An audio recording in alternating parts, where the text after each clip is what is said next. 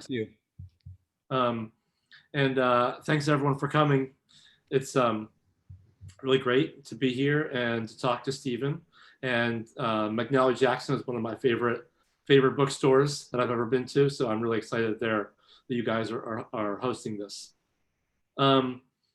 Stephen and I decided that we're gonna talk about our books with each other, ask a few questions, and then let you guys ask some questions toward the end. So I wanted to start off by asking Stephen a little bit about why you decided to write this book to begin with. Your first book, The Big Squeeze, was really about that moment that you were writing it about. And this one takes a much longer look and at a much broader scale. And so I'm curious why you chose to write that when you did. Thank you. First, it's great to be here, and thanks everyone for tuning in, and thanks to McNally Jackson, which is one of the great bookstores in the city, and it's great to be with you, Jamie. You've done such wonderful work. So why did I write this book? So, you know, I covered labor for the New York Times for 19 years. I wrote this previous book, The Big Squeeze, Tough Times for the American Worker, because I saw how systematically, year after year, workers were being squeezed badly. You know, wages are going nowhere, healthcare is being cut, pensions are being cut, even as corporate profits and Wall Street kept going to new records and productivity kept rising. So that book was about how workers are systematically being screwed. So as you know, I retired from the Times 5-6 years ago, and my editor said, you know, do you want to write another book? And I said, you know, my first book was about why, you know, about how workers were taking on the chin. And I said, I think it could be good to do a book that explains why this is happening, why unions and worker power in the United States are being stomped on in many ways. So in ways, there are like three reasons I read the book. One was, I think far too many Americans, especially young Americans, don't understand the importance of unions and worker power and worker voice in, you know, making the United States, you know, the world's richest country, and building a middle class. And, you know, I think a lot of young people think, you know, God handed down the 40-hour work week. I explain, no, it was won literally by decades of struggle. I write about the 1909 uprising of the 20,000 female garment workers, you know, there in Greenwich Village. And they were fighting for a 52-hour work week. So, you know, 40-hour work week wasn't handed down by God. A second reason I wrote the book was, you know, there's this, to my mind, a huge, very important issue that gets far too little attention, that, you know, unions and worker power in the US have grown extremely weak. Unions have gone from representing 1 in 3 workers to 1 in 16. You know, we have the weakest, you know, workers movement, union movement among any industrial nation. And that has led to, you know, more income inequality, more wage stagnation, and this insane political system where billionaires have far too much say over policy and politics. And the third reason is kind of in my own way, I want to write a book that would influence what the French call the political class, you know, the decision makers, democratic politicians, to like tell them, hey, folks, don't forget about unions and worker power. They're really important if you want to get serious about reducing income inequality and really get serious about wage stagnation. And if you want to win back Wisconsin, Pennsylvania, and Michigan in the year 2020. So I really explore all those issues. Mm-hmm. Cool. No, it's amazing. I mean, I think it spoke to that stuff when I first read it. That's why I assigned some of it. I assigned some of it last year in my class, which you were almost going to speak to, except the pandemic hit. So I guess, you know, if you take this longer view, what comes out of it for you? Like, without spoilers or whatever, like, what did you learn while writing it? What did people come away with after reading it? And one thing I learned while writing it, one thing I learned after I turned it in. So, you know, while writing it, I realized that, you know, in the United States, you know, so I was a reporter, economics reporter in Europe for 5 years, and I saw that, you know, corporations in Germany and Switzerland and Sweden and Spain and Britain and France, they, you know, maybe they don't love labor unions, but they work hand in hand in labor unions. They realize that unions are legitimate social partners, and together they work to increase profits and prosperity. Whereas it's really different in the United States, where corporations really see unions as illegitimate, and they're really trying to stomp them to death. And you know, and as a result, American workers really are treated much worse than workers in Europe. And, again, we're the only industrial nation that doesn't guarantee all workers, paid parental leave, paid sick days, paid vacation, universal health coverage. There's something seriously broken in the United States. So in researching this book, Jamie, I saw that things were monumentally broken in the United States. And I use this phrase, we suffer from anti-worker exceptionalism, which is not a happy type of exceptionalism. So I turned in the manuscript of my book in February of 2018 on a Monday. And things were pretty quiescent for labor at the time, aside from like the Fight for 15. And then 3 days later, there was this volcanic explosion in West Virginia, where tens of thousands of teachers walked out. And I said, this is great. Holy shit, labor is flexing its muscles. And then Kentucky, and this huge strike in Oklahoma, and then a huge strike in Arizona, then the Los Angeles teacher strike, and the new Chicago teacher strike, and the GM strike, and the Stop and Shop strike, and the Marriott strike. And like, workers are waking up, and we're seeing 65% of Americans approve of unions. That's the highest level, twice the highest level in 50 years. Among young Americans, 71% approve of unions. 1 in 2 non-union workers say they'd vote to join a union if we can. We're seeing museum workers, nonprofit workers, cannabis shop workers, grad students unionizing, adjunct professors unionizing. The staff of Brooklyn Friends School is unionized. So things are really. And then with the pandemic coming, we're seeing all these amazing protests by non-union workers, non-union McDonald's workers, non-union Amazon workers, non-union Instacart. I mean, so like, we don't often see non-union workers standing up and sticking their necks out. So there's a lot going on in labor compared with even 3 years ago. So that's very encouraging. Although it's not as if corporate America and Donald Trump and the Republican Party is going to roll over and say, "Hey, we love unions. Come in and push to raise wages and push to reduce income inequality."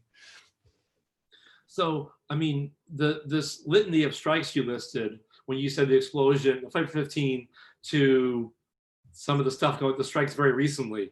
I mean, right now, literally at this very hour, there's strike school going on, that organized by the president of the Flight Attendants Union, Jane McNally, another author and organizer, are hosting this strike school for workers and organizers around the globe.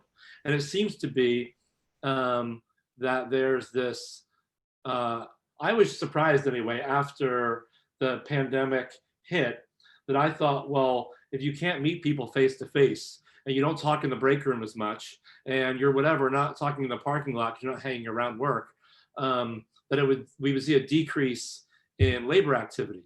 And in fact, very early on, we seem to see a spike. And have you written about that or reported on that? I'm curious if that was surprising to you or not. So it was surprising to me, Jamie, and I was doing one of these Zoom seminars talking to some people at Penn State, and they asked me, do I expect there to be more labor organizing during the pandemic? And I said, partly because of, social distancing and harder to get together and hold meetings, I said, no, I don't think there'll be as much because it's just harder to get together. And I wrote a piece for Dissent and a piece for American Prospect saying, basically I was wrong, because workers, one of the things we've seen with the pandemic, in my book, I write about the unfortunate decline of worker power in America. Mm-hmm. And I think, with the pandemic and how shabbily, miserably so many essential workers are treated, and we saw that in spades, how worker power is far too weak, and many employers treat their, don't pay much attention to how their workers are treated, don't treat them with much dignity, don't pay much attention to how safe they are. Look at the tragedy, the disaster of the meatpacking plants. Mm-hmm. So I think it's because so many employers treated their workers so shabbily. The McDonald's that didn't provide masks or hand sanitizer, the Amazons that didn't do enough to sanitize, that, these Amazon warehouses with 4,000 workers that only have 2 hand sanitizer. I mean, just so many companies didn't do enough that workers said, screw this, we have to stand up and protect ourselves. So, out of necessity, out of terror of everyday work life, we've seen a huge amount of organizing. And, I hate to compete against the wonderful Sarah Nelson doing a strike school and Jane, but, it's great that workers are standing up and if Joe Biden's elected, if the Democrats win control of the Senate for the first time since the National Labor Relations Act was passed in 1935, we might actually see the government of the United States, enact a law to make it easier to unionize and increase worker power. That's a big if, but we will see. Mm-hmm. Mm-hmm. Yeah. So, on that question, which I think is obviously something to talk about, and I'd like to hear what you think about it. I just got done doing this relatively large survey of essential workers across the country. And one of the questions was, do you support a law to make it easier to join a union? And the support was fairly significant, even among self-identified Republicans, which I found pretty interesting. And I did not know the prior data on that, so it's hard to compare. Jamie, I've been talking too much. I should probably, ask you a little about, why did you write your terrific book, Worked Over? Well, I think two reasons. One was rather personal. I came to Middlebury College almost 10 years ago, and I found a group of basically young, the composition of Middlebury College is young, well-off people for the most part. And they were all incredibly overcommitted to like a work ethic, and sort of used their hard workingness, or whatever you want to call it, as almost social points, like competing against each other for who was working the hardest. And I was reminded of, back years ago, people used to refer to bankers' hours as, with the rich work, it was like a sign of your having made it, not working that much. And here it was the opposite. So I was interested in that little riff. And then second of all, somewhere around the time when I was thinking about this book, I started reading about the Fair Work Week movement. Some of which I was reading some of your stuff at the time, and people from the Center for Popular Democracy were like, this is where it's at. Like studying their control over labor time is a fundamental issue that's being overlooked, and we are the ones doing it. So I said, great. So I started writing about that issue and following around that movement a little bit. It ended up being not like the central focus of the book, but I think it's what inspired me to start looking at, I guess, time as an axis or something, or as a lens through which to do it. And in your research, Jamie, what were one or two of the most important findings, surprises, that you encountered, that you discovered in writing the book and researching the book? Yeah. So I still can't tell whether I was surprised or not sometimes. I read Juliet Schor's book, The Overworked American. It came out in 1991. I read it at some point in grad school, and she showed that labor time had gone up. And to some extent, it flattened after 2000, but overall, not quite. It's still trended. Overall, there had been this long trajectory from the 70s up until now-ish of working hours across the board going up for everyone. And I was interested in that general trend. And so then when you look into it a little more, that one single statistic hides some pretty interesting variation, actually. So for example, when we think about overwork and we read about it in the papers, it's common that we point to overworked professionals and white collar people hanging at the office for 80 hours a week and whatever. And some of those people still do work the most overall hours. But it does seem to be that it's the hours of low wage workers that have increased the most since the 70s. And the difference is significant. And so alongside rising inequality, alongside declining unionization, I was interested in what that meant for ordinary working people. And what it meant was they were giving a lot more and getting a lot less in return. I love how in your book you look at the many dimensions of time. This sounds like physics, though, but you're really writing about work. How some companies greatly overwork their workers, make them work 70 hours a week or double shifts to like exploit them, and other companies will cut your hours to 8 or 10 or 12 a week to really mistreat you, sometimes to punish you. Then there are other type of time, I'll even call it exploitation abuse, where the work week starts on Monday and you don't learn until Sunday morning what your work schedule is going to be for that week. And now we have this insane situation with the pandemic, turning everything upside down with work hours and jobs and huge unemployment. So how does, the way you describe the work situation in the book, what does all that mean for what we're seeing now with the pandemic? Yeah, well, that's a good question. And I'm sort of in the middle of trying to figure it out, actually. It does seem to change a lot. It does seem to be the case that, so by some measures, it seems to be the case that work hours are continuing to increase, actually. That if you look at like VPN usage and email usage and the time people are logged into their work technology, it's longer. But also when you talk anecdotally to white collar workers, the work from home crowd anyway, it does seem to be the case that people say, well, I'm not working 40 hours a week. Like I'm all that time, half the time I'm chasing my kids, I'm doing this, I'm doing that, I'm doing yard work, whatever. And I'm just sort of logged out. And to me, it's sort of in some ways a bummer. On the other hand, it does strike me that people never report they're not productive. They never report they're not getting their work done, right? They say they're getting their work done in far less time. And so it's tough to tell if you measure statistics or if you did some sort of large scale qualitative study, that there's maybe a way we come out of this thing, if hopefully soon, that that we understand we can actually work less, a more reasonable level, and still accomplish the things we need to do. And so I think some of the data shows that. About the pushing around and the scheduling stuff, that also seems to have gotten worse. I know you've written some of the Fair Work Week movement. That movement has won legislation in I think 6 states now to sort of govern scheduling laws. But one of those states is Vermont. And if you walk around and talk to retail workers in Burlington, they have no idea that rule exists, right? Because there's no union.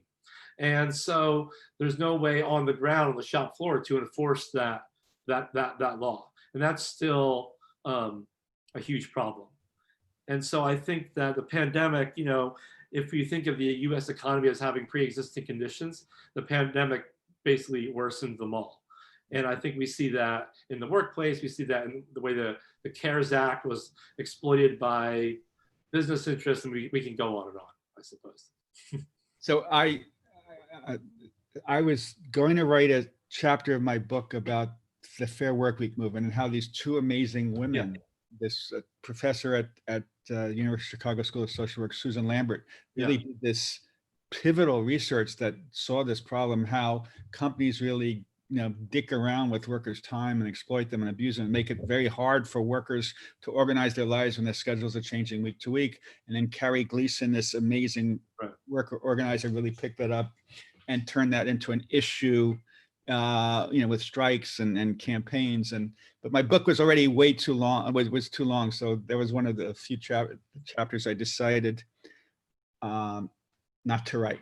So we're talking about how in many ways workers are more jazzed up because of how they've been mistreated during the pandemic. So on one hand, it does seem as if we might see more strikes, more organizing, more worker power. But what's really hard to figure out is, but there are all these kind of counter trends where many more workers will be working at home.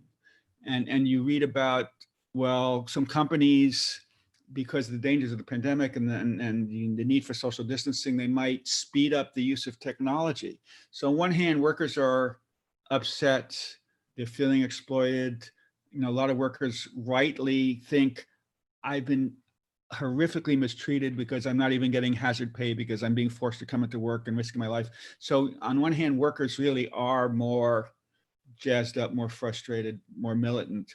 On the other hand, there are all these huge changes in the workplace, telework, more technology, unemployment is quite high, which on one hand pisses off workers, on the other hand makes workers feel more worried, more precarious. So it's very hard to predict what's going to happen in terms of worker power. And then what happens in the election will make a difference. Do you see that the same or different, Jamie? Yeah, no, I think that's right. I mean, like, if you think about the obstacles people are facing now, and you think of the obvious ones, you have,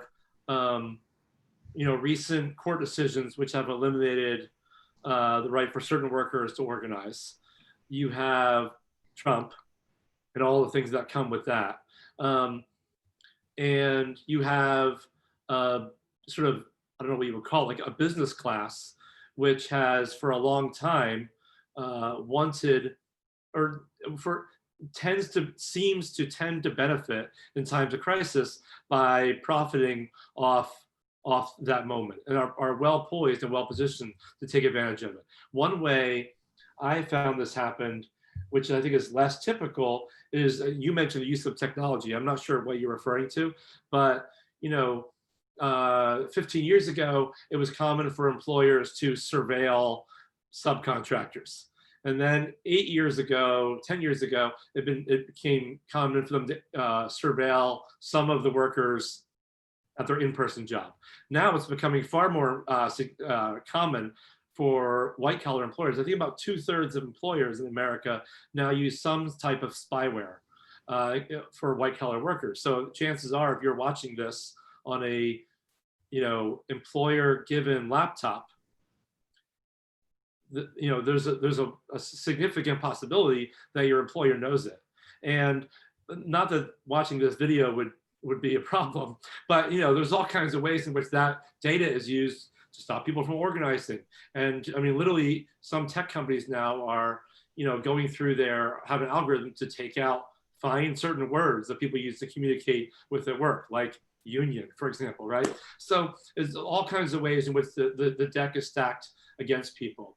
And I do think, as I'm sure you do, because I read your Twitter, that this election is, I don't know if it's got to be the most significant one in a long time, not just for other reasons, but for workers too.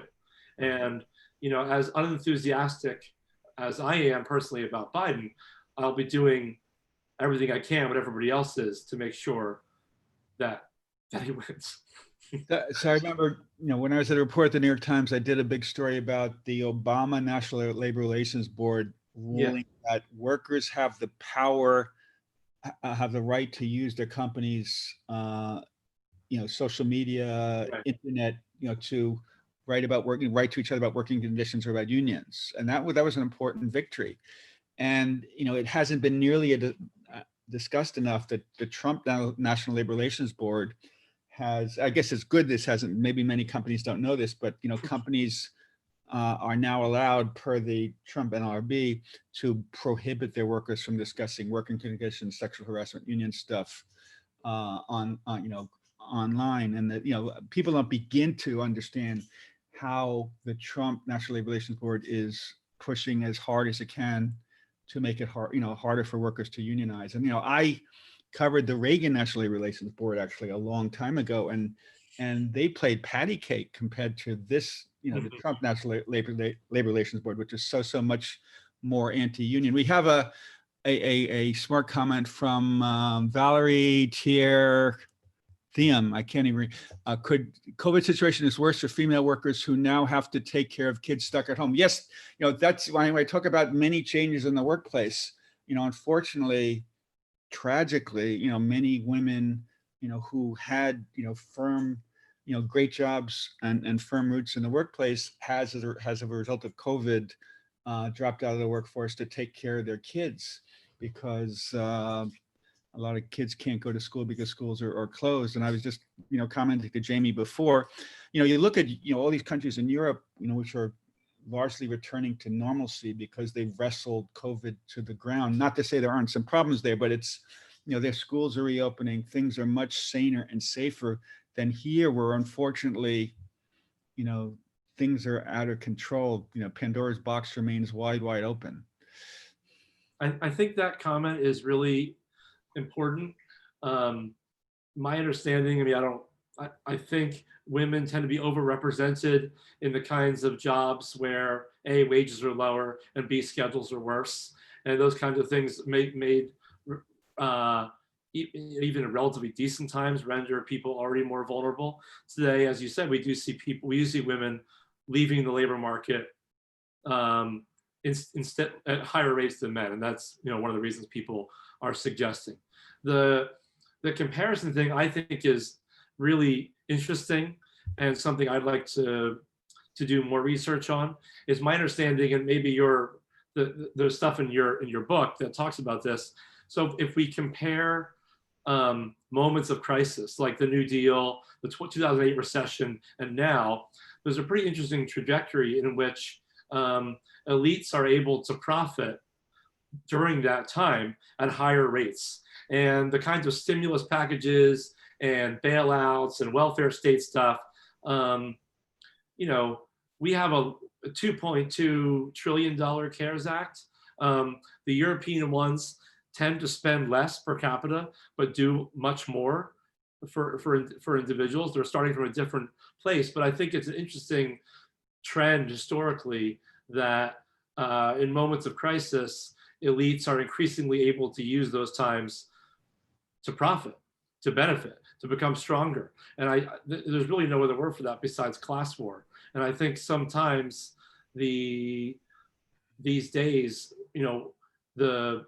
recently there was Trump, the administration got some points for doing such a large bailout in the beginning, but as people realized that it was only a certain amount of money and then it wasn't renewed, and then the reset announcement just shows what a horrible and awful and paltry response this has been these days compared to just our peers, all of whom, by the way, work far less than we do. Right?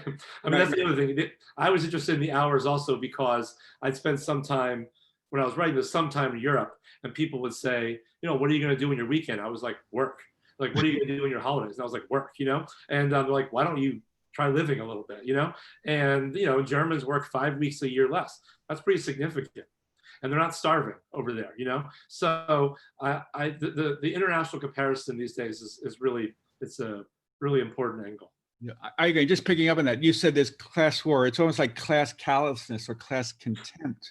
What I found mind-boggling in many ways, but not surprising, is Trump and the Republicans, once the pandemic started and the lockdown started, they rushed and sprinted, did everything they could to help small business and large business, and they didn't care very much about workers. They were going to give the $1,200 check signed by Trump, but they weren't rushing to do much at all to help the unemployed. And it was only the Democrats who really pressured them to do the $600.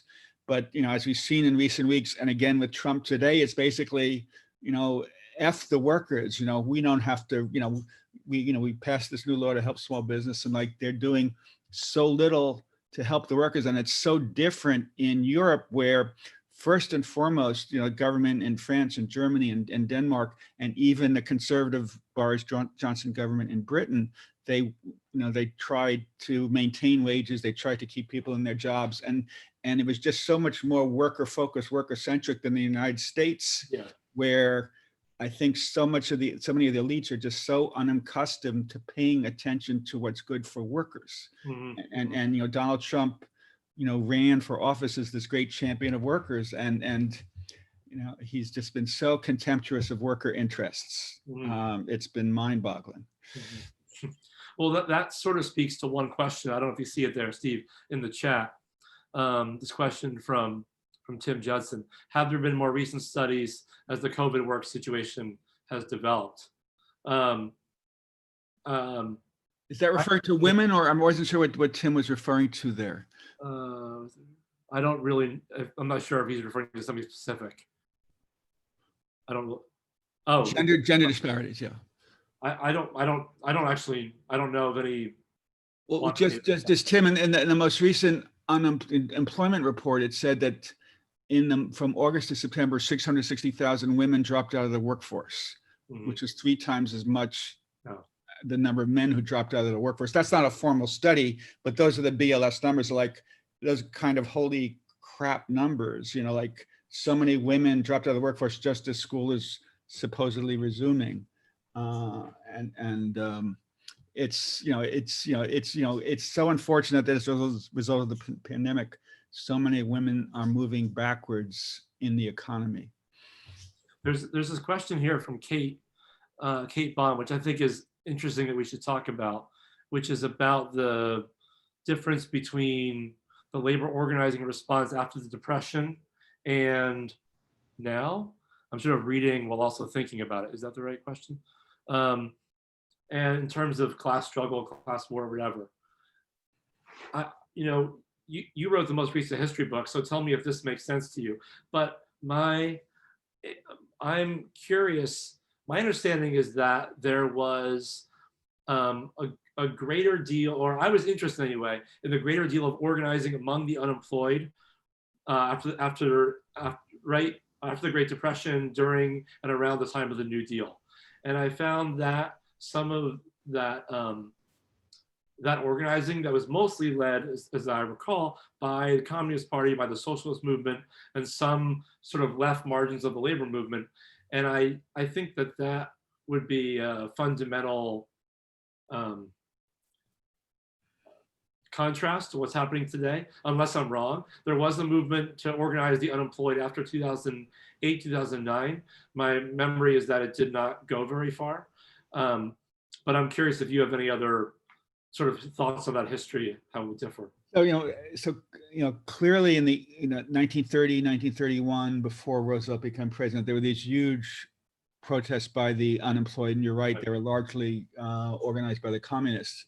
And I think those big marches, and then the general strike in San Francisco in 1934, the general strike in Minneapolis in 1934, I think they really shook up the elite, and the elite said, we need to do something to give more power to workers. Workers are really frustrated. They're really militant.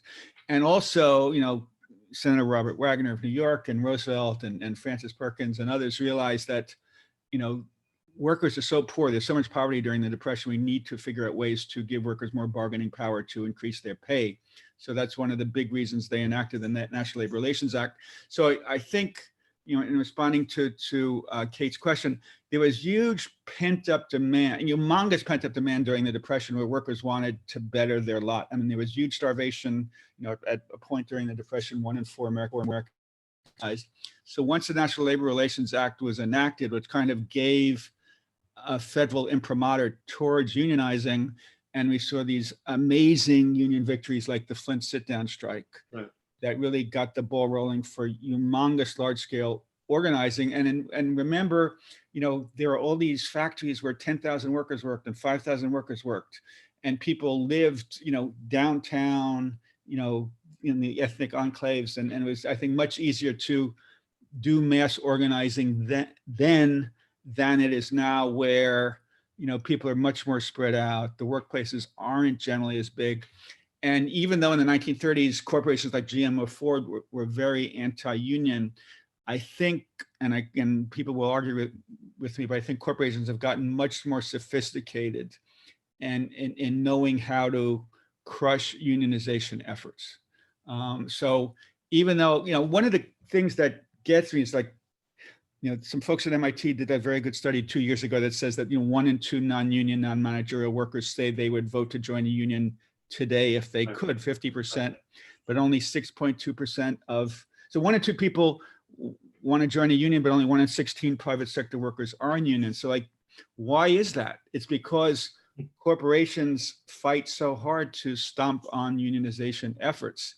So even though there's this huge hunger for unions, the laws, the judiciary, the National Labor Relations Board are so skewed against unions, it just is really, really hard. So, people say, well, can't there be another humongous burst of unionization as we saw in the 1930s? Yeah, I can imagine that there might be some miraculous balloon swelling, burst, where like people just pour into unions.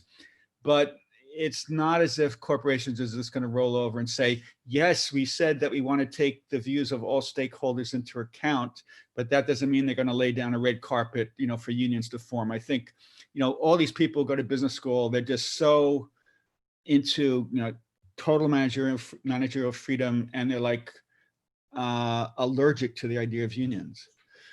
I mean, and there's no better.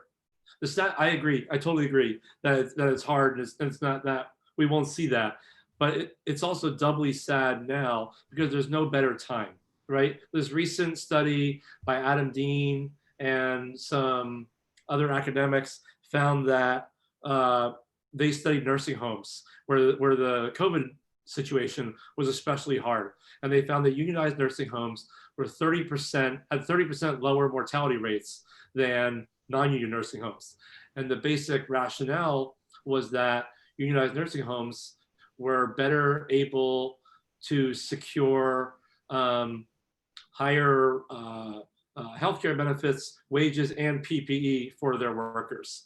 And that this was that significant. So it's really like, when this study came out just a few weeks ago, it was like, look, unions save lives. There's no better argument for that than now. We see it when, Amazon recently announced 19,000 workers or something, some insane number caught COVID, even though they've employed all this allegedly high-tech technology within the workplace to cut down on distancing or whatever. And I think that the general message of the left in general, historically, which has always been relatively simple, that we're all better off when we're all better off, is so incredibly true today. It's like, my health is directly related to the health of everybody else. And I do have, as per the conversation comparing the Great Depression to now, I do have some, I hope it's not Pollyannish, belief that nothing to do with Biden or the election, but that a left current makes total sense now. Like reality has a left bias. And I think that it's important that people on the left think about that and talk about that and take advantage of it, if at all possible. Maris, do you want to come in and allow audience questions, or should I could respond to Jamie very quickly that, 30 seconds. So, the Democrats has often been criticized, Jimmy Carter, Bill Clinton for ignoring unions, for not being pro-union enough, for, paying attention to elite college educated workers and not enough to blue collar workers. And the big difference in this 2020 Democratic primary is, so many of the candidates, Cory Booker, Pete Buttigieg, not just Bernie and Elizabeth Warren and Pete Biden, they came out with very good, solid, aggressive pro-worker, pro-union platforms. So maybe we're seeing some real change in the Democratic Party, that they realize it's important to reach out to blue collar workers. It's important to try to expand unions. Mm-hmm. I can find some questions from this chat. Ross has asked, talk about state efforts to protect the right to overtime pay. You can, Overtime pay. Jamie, I leave that. I'm not that. Jamie, you probably follow that more closely than I. So, do you want to go first? Do you want me to essay an effort and an answer? I mean, no, I don't know. I mean, my only thing I would say about this is my understanding is that correct me if I'm wrong, but the Fair Labor Standards Act is what would govern that, and it has not been updated in a very long time. And the extent to which people are, I think there was a time in the Obama administration that they amended the FLSA to include more people for overtime regulations. But the people I was talking about 25 minutes ago, in other words, if there's been a significant increase, about 25% increase since 1975 until now, of hours among low-wage workers, many of those workers are excluded from the Fair Labor Standards Act and therefore be excluded from overtime pay, I think. That's my best. So Ross Eisenberg asked this question. I think, with the Supreme Court's Epic Systems decision, which basically said, companies have the power to prohibit workers from banding together to bring class actions, to bring lawsuits, and they can be put, the companies can force them into an individualized mandatory arbitration box, and that really sucks big time for workers.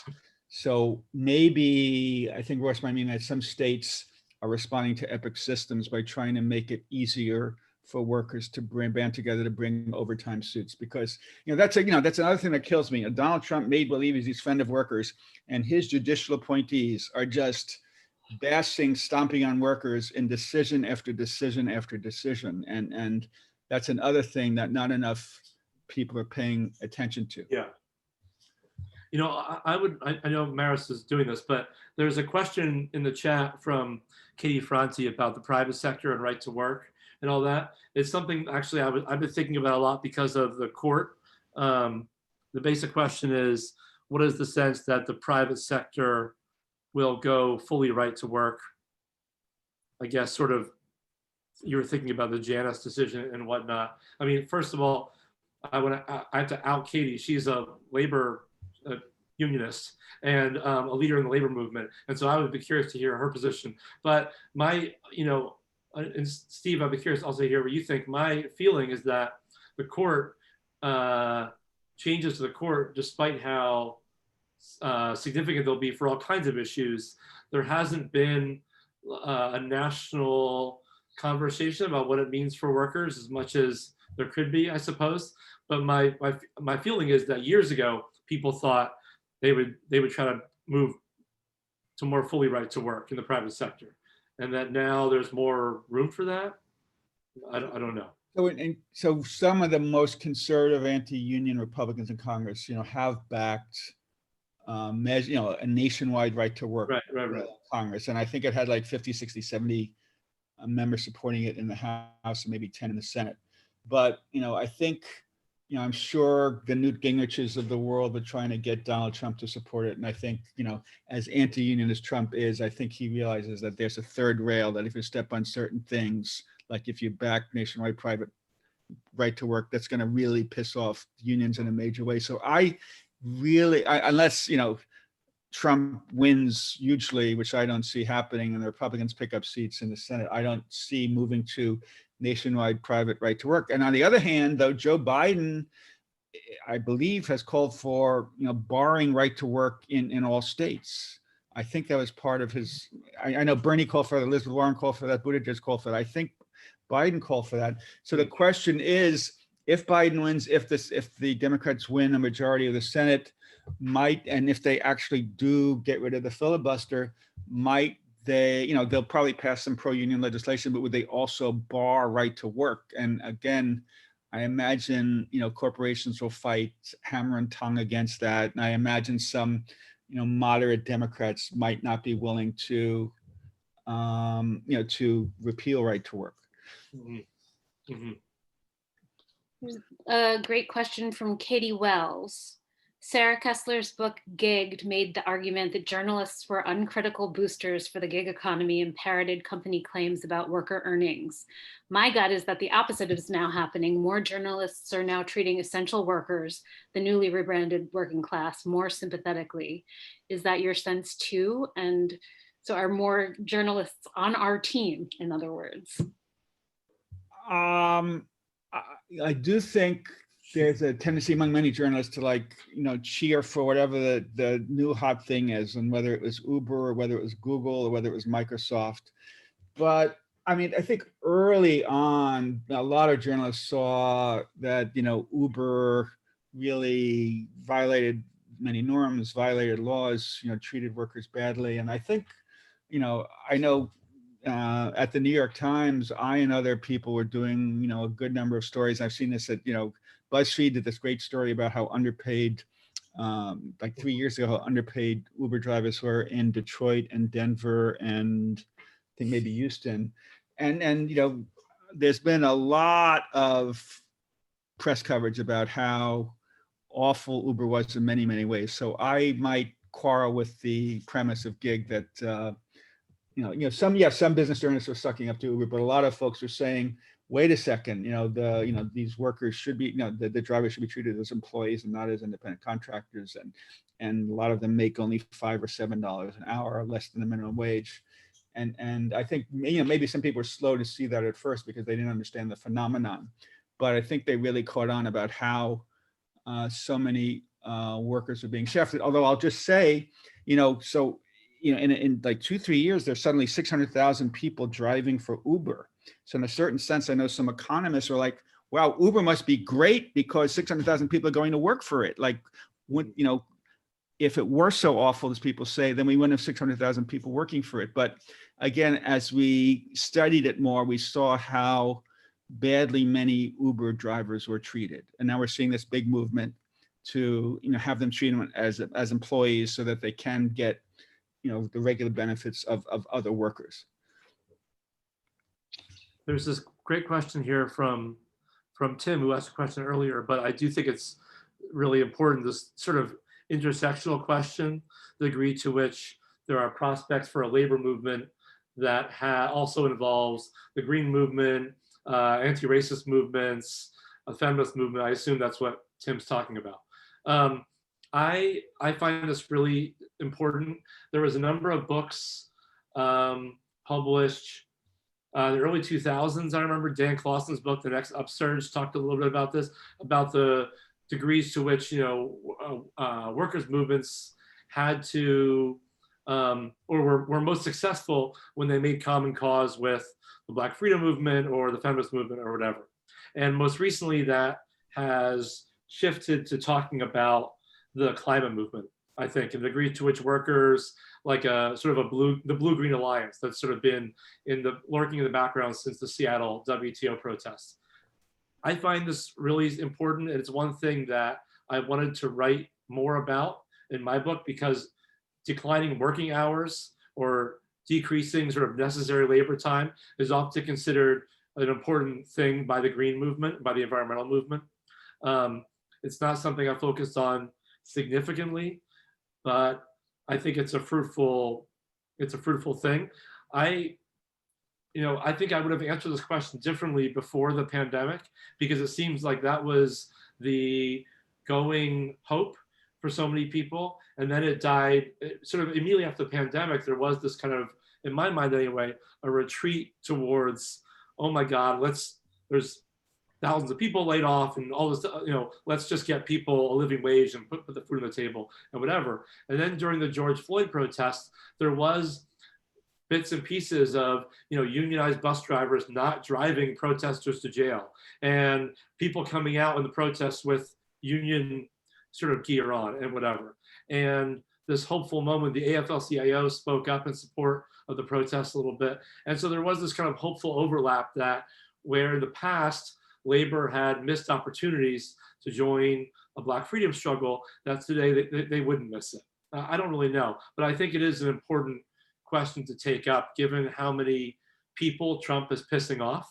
If there are ways to unite those causes today, even during COVID, that would be really significant. I fully agree, and Tim asked a good question. So, there's been so much militancy. There's been so many people, millions and millions of people taking to the streets. I think I read somewhere that 1 in 4 high school students had engaged in student protests in the last 2-3 years. There's, the Me Too movement, the women's movement, the, climate justice movement, Black Lives Matter movement, March for Our Lives, the immigrant rights movement, DACA. I mean, millions and millions and millions of Americans are just fed up with how they're being treated and how Trump, and it would be great if all these movements could reinforce each other and build on each other and help the workers movement grow and help the green jobs movement grow and help the women's movement grow and Black Lives Matter, and right now we have to get over this election hump, but hopefully moving forward there will be this intersectionality where people really build on each other, and all these movements can grow from each other. Yeah, I agree. I think the Green New Deal, even before, represented a significant umbrella for that to take place. I mean, there's obviously a blue-green thing going on there, and obviously a way for to think about jobs, the environment, labor standards, all that together. And Julia Baraznova writes in here with saying that COVID concerns have not displaced environmental concerns. So she's injecting a ray of hope at the end of this conversation. So thank you for that. So they just throw an array of non-hope. So one problem in forming a an alliance between the labor movement and the Green New Deal is that there are some construction unions that are very, very hostile, and they worry humongously about coal-fired power plants, gas-fired power plants are going to close, and people who make $40 an hour, they're going to lose their jobs. And you're saying, well, you should give them instead $12 an hour jobs, installing solar panels, and they, I think, unduly complain about, the Green New Deal is going to screw them. I think both Bernie Sanders and Elizabeth Warren in their economic programs really, said, we will take care of these construction workers, of these power plant workers who will lose their jobs. We'll guarantee pay for 5 years. We'll guarantee health insurance for 5 years. We'll guarantee their pensions.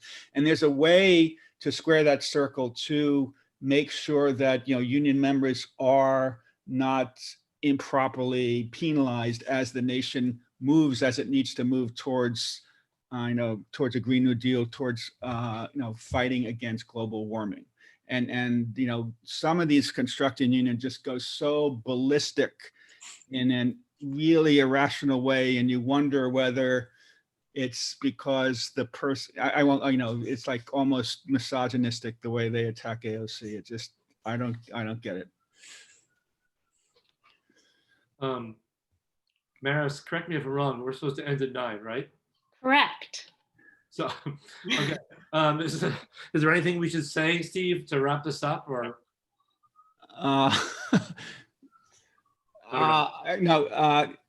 Jamie wrote a wonderful book about, that really explores time, and in many ways, so many employers use time and hours and flexible schedules to make lives tougher for workers, and how we can improve that. And it's a really valuable book that I highly recommend. Cool. Well, thank you. Well, I've also used your work in my own and also in my classes, and I hope that all 30 people here tonight will hopefully buy both from McNally Jackson, which again, one of the best bookstores in the world.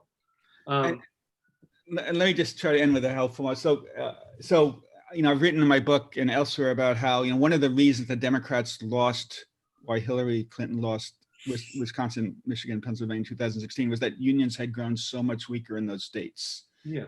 And they had assumed that Clinton was going to win those 3 states in 2016, so they didn't campaign very hard. And fortunately, there's been a big change this year where unions are really trying to get their act together to mobilize union members, to mobilize people who used to be in unions. And I think that's one of the reasons now we're seeing Democrats well ahead in all 3 states. So, when unions get their act together and mobilize, it certainly helps, not just in politics, but